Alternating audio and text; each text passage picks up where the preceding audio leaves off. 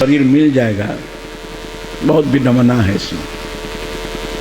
एक आदमी एक मंच से बोल रहा है, कई जन्मों के पुण्य कर्म के प्रभाव से मनुष्य शरीर मिलता है।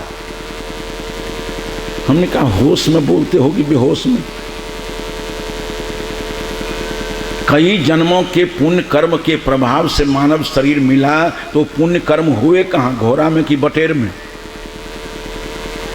घोड़ा गधा बैल बटेर में पुण्य कर्म नहीं होते हैं।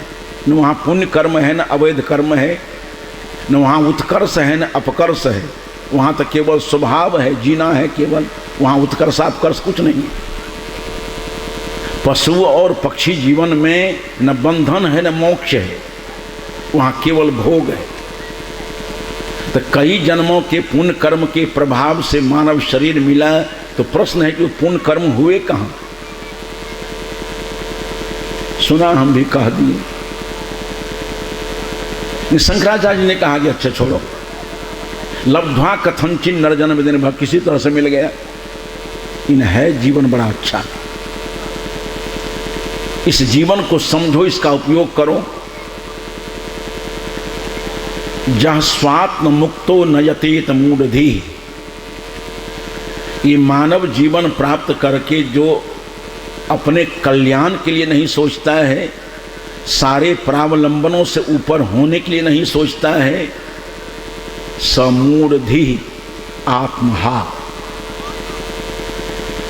उसको आत्महत्या करने का पाप लगेगा, और वह मंद बुद्धि का आदमी है।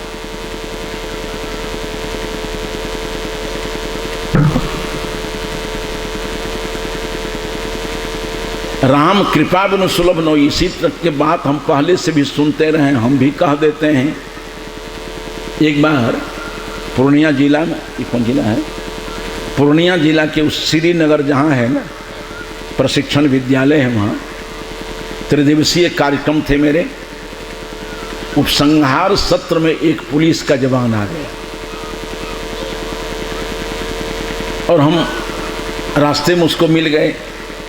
कहा कि आपके कार्यक्रम यहाँ चल रहे थे, बड़ी प्रबल इच्छा थी आने की। हम कहते आए काहे नहीं?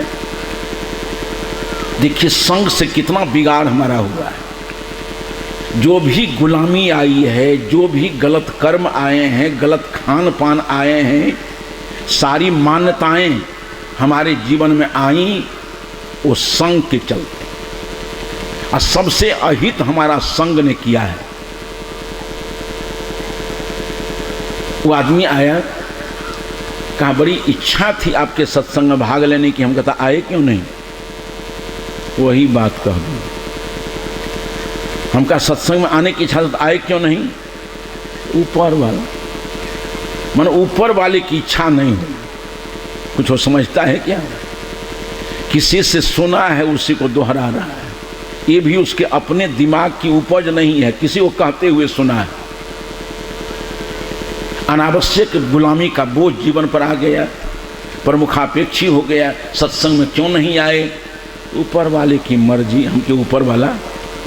तो उसको बड़ा आश्चर्य हो गया कि आप साधु की तरह लगते हैं, ऊपर वाले में आस्था नहीं है, तब साधु कहे क्यों? हमके ऊपर वाले में आस्था रखने वाला साधु हम नहीं, हम अपने आप में आस्था रखने वाले साधु। क्योंकि ऊपर वाला जो तुम्हारी मान्यता है, उससे हमारा कहीं कोई सुधार नहीं, कोई सहयोग नहीं है। तो फकरा कह दिया एक कि जब द्रवहि दीन दयाल राघव साधु संगति पाई। किताबों कम अन्याय नहीं किया है, क्योंकि लिखने वाला अन्यायी है, उसकी लिखी हुई किताब भी अन्यायी होगी। लिखने वालों के दिमाग में प्रावलंबन है, जो कुछ भी लिखेगा उसकी पंक्ति में प्रावलंबन की ध्वनि आएगी। जब द्रवहि दीन दयाल राघव साधु संगति पाइए। लेकिन जिस समय आदान प्रदान हो रहा है विचारों का, हमने देखा कि ठोर के नीचे वो तंबाकू दाबे हुए पुलिस का जवान। हमने कहा तंबाकू खाए हो से ऊपर वाले की मर्जी से कि अपनी मर्जी से?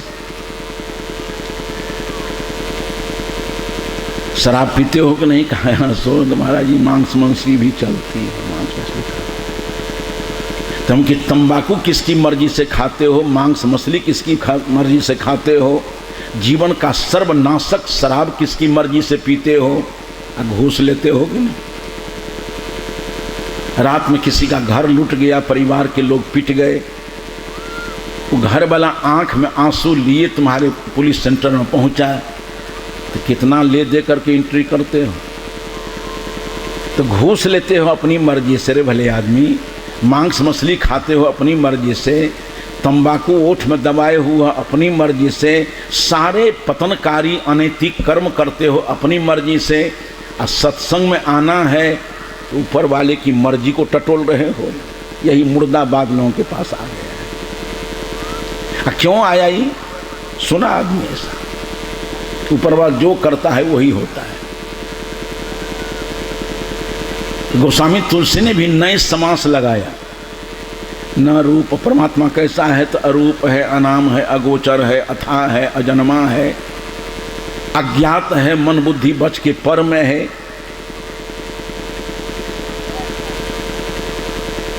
एक आदमी था वहीं, कहा वो अनादि है, अनंत है, अज्ञात है, उसका आदि नहीं है, अंत नहीं है, तो मध्य में आया कहां से? आप कैसे जान लिए उसको? आप वर्णन कैसे कर रहे हो? तो गोस्वामी तुलसी ने थोड़ा न्याय का पक्ष पकड़ा, कहा आदि अंत को जा सुन पावा, उसके आदि अंत को किसी ने नहीं पाया है। कहा तो बीच में आप कैसे लाल बुझक्कर हो गए, आप कैसे जान लिया उसको? तुलसी ने कहा कि आदि अंत को जा सुन पावा, कहा तो वर्णन कैसे कर रहे हैं? कहा मति अनुमान निगम अस गावा। निगम शास्त्र है, शास्त्र के रचयिता कौन है? आदमी तो होगा। तो निगमकार लोगों ने अपने अपने अनुमान से कहा जो रूप वाला इस संसार है तो भगवान अरूप होगा। संसार के प्राणी पदार्थों की हम थाह लेते हैं तो परमात्मा वही होगा जो अथाह होगा। दुनिया की चीज़ों को हम जानते हैं वो ज्ञात है, परमात्मा वही होगा जो अज्ञात होगा। कर से पकड़ता है तो आदमी होगा, बिना कर के पकड़ता है तो वही परमात्मा होगा। पैर से चलता है तो इंसान है, जो बिना पैर का चलता होगा वही भगवान होगा। कर्मिनु कर्म करे विधिनाना आदि आदि बहुत। अपानी पादो जवनो गृहीता, जो बिना हाथ से ही सबको पकड़े हुए है। उसी को हम दोहराते चले जा रहे हैं। एक क्षण के लिए हम लोग ये परंपरागत ज्ञान के धारा से अलग हटने के प्रयास नहीं करते हैं। समझ की जरूरत है। किसी ने कहा कि परमात्मा का, संसार का रचयिता परमात्मा है। हम कहे कैसा है परमात्मा? अखंड ज्ञान स्वरूप है वो। इस संसार का निमित्तोपादान कारण परमात्मा ही है। परमात्मा है कैसा? अखंड ज्ञान स्वरूप है। तो जज्जत धर्माम छिन्नम कार्यम तत्त धर्माम छिन्नम कार्यम। जो गुण धर्म कारण में होते हैं उन कारण से बने हुए कार्य में भी वो गुण आते हैं। जब परमात्मा अखंड ज्ञान स्वरूप है और उसी से सृष्टि का विस्तार हुआ तो जड़ वस्तु दिखाई पड़ती है कि नहीं? तो क्या जड़ और चेतन का दोनों का गठन है तुम्हारा परमात्मा? अगर केवल ज्ञान स्वरूप है तो उसी के द्वारा प्रसारित इस सृष्टि में जड़ता कहाँ से आ गई? क्योंकि कारण में तो जड़ता नहीं है, तो कार्य में जड़ता कहाँ से आ गई? हमका और कैसा परमात्मा है वो? का अखंड प्रकाश स्वरूप है। हम कि तुम्हारे यहाँ लैंप डिबिया का इजाद हुआ है कि नहीं? जब पहले कुल परमात्मा प्रकाश स्वरूप था और उसी प्रकाश स्वरूप परमात्मा से सृष्टि निकली तो अंधकार कहाँ से चला आया उसमें?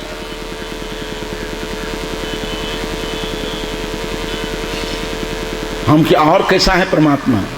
कहा निराकार है।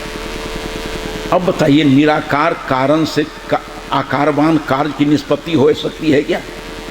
मिट्टी निराकार हो तो निराकार मिट्टी से कभी आकारवान नाद बनेगा जी? कुछ भी तो कारण काज व्यवस्था ज्ञान रखो।